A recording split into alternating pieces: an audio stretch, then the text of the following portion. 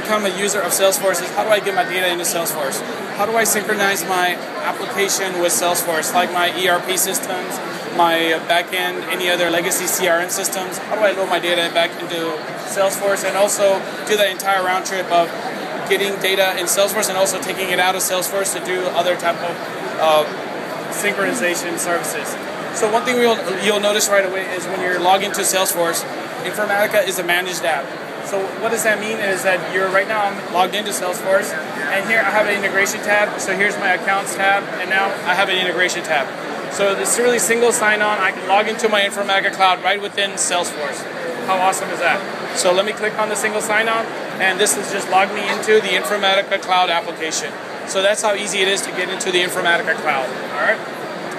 So one of the many services that we offer with Informatica Cloud is, let me click on the quick stop. We have data synchronization, data replication service, address validation, and our data assessment and data replication or contact validation. So there are many services and applications within Informatica Cloud.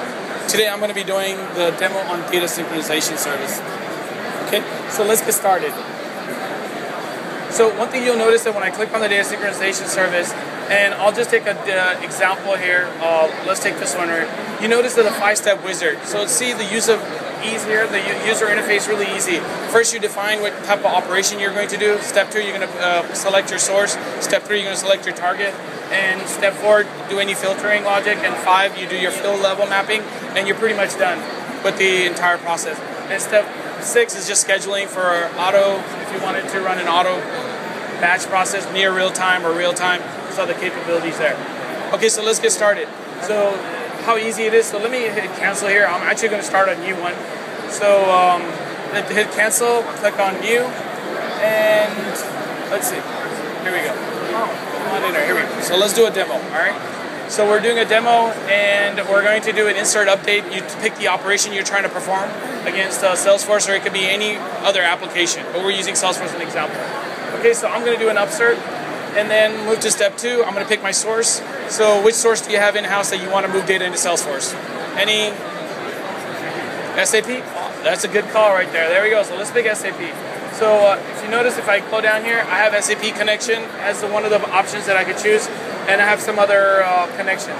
So on the spot, I'll pick SAP, but I don't have that set up yet correctly. So let me move to a different connection. All right. Let's see. Where are we going? Demo.